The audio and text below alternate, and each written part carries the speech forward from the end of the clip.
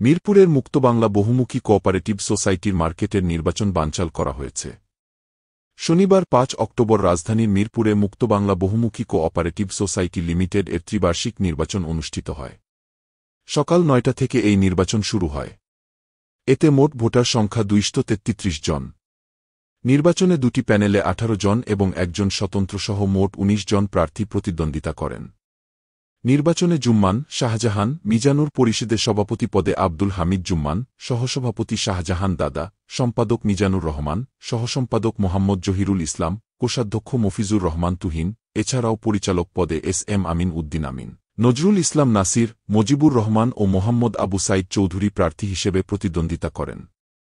অন্য পরিষদে কালাম, আক্কাস, শাহজাহান পরিষদের সভাপতি পদে অ্যাডভোকেট আবুল কালাম, সহসভাপতি আক্কাস আল, সম্পাদক ঢালি শাহজাহান, সহসম্পাদক সুলতান মাহমুদ অপু মোল্লা, কোষাধ্যক্ষ আব্দুল গোফরান, এছাড়াও পরিচালক পদে সোহরাব হোসেন, মাহবুবুর রহমান, আলামিন চৌধুরী ও মোবারক হোসেন প্রার্থী হিসেবে প্রতিদ্বন্দ্বিতা করেন।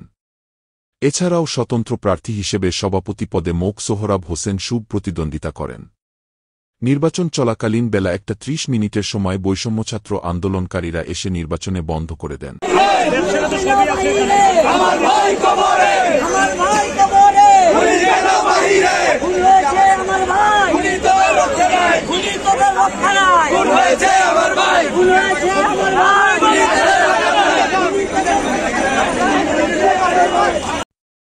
নির্বাচন বন্ধের কারণ জানতে চাইলে ছাত্ররা জানান, আব্দুল হামিদ জুম্মান পরিষদের সভাপতি পদপ্রার্থী আব্দুল হামিদ জুম্মান এবং অপরজন হল অ্যাডভোট আবুল কালাম পরিষদের সভাপতি পদপ্রার্থী অ্যাডভোট আবুল কালাম। দুইটি পরিষদের সভাপতি পদের প্রার্থীরা বৈষম্য ছাত্র আন্দোলনের সময় ছাত্র হত্যা মামলার আসামি।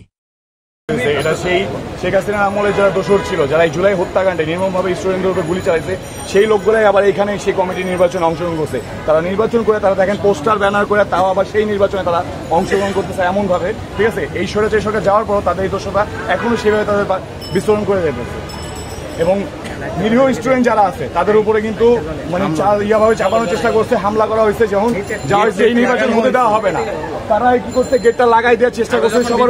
আমরা সকলের যখন ভিতরে গেছি যে এই নির্বাচন হতে পারবে না, তখনই কি করছে, তারা মনে করেন গেটটা লাগাই দিয়ে তারা হামলা করার চেষ্টা করছে, ঠিক আছে। তারা ওইভাবে হামলা করার চেষ্টা করছে যে আমরা যখন ভিতরে গেছি এই নির্বাচন হতে পারবে না, কারণ সেটা যে দোষটা এই নির্বাচনে অংশগ্রহণ করছে এই মার্কেট কমিটি এবং জুলাই হত্যাকাণ্ডে যারা প্রত্যক্ষভাবে জড়িত ছিল।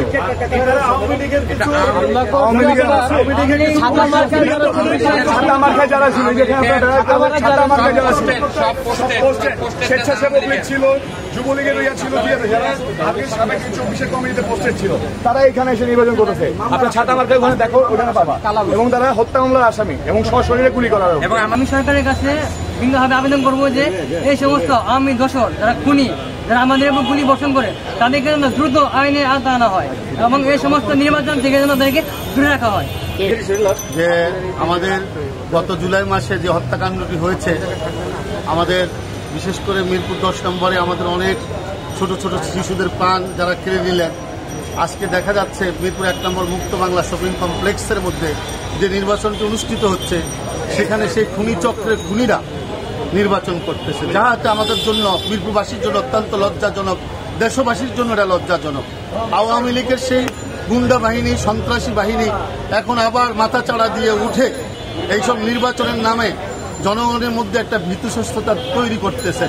যারা বিভিন্নভাবে ব্যবসায়ীদেরকে জুলুম করেছে, অত্যাচার করেছে, বিভিন্ন চাঁদাবাজি করেছে, আজকে তারা এখানে নির্বাচন করতে আসে কিভাবে? এটাই আমি বর্তমান অভ্যন্তরীণ সরকার যে কেয়ারটেকার গভর্নমেন্ট যে আছে তাদের কাছে আমার একটা প্রশ্ন রয়ে গেল।